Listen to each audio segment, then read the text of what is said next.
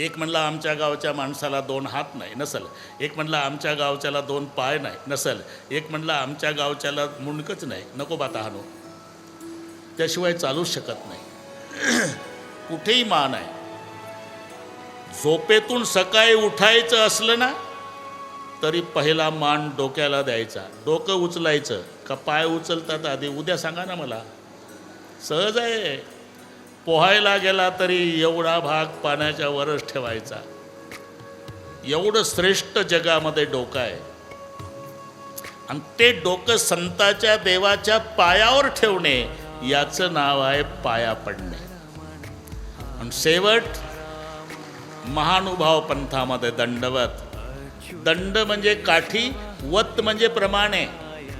दंडवतचा अर्थ काय होतो? वतचा अर्थ प्रमाणे.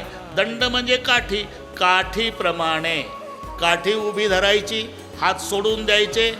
काठी पडताना सर्वांगानं जमिनीवर पडते. याचं नाव आहे दंडवत. दंडापरी काही नुरी नुरवावी.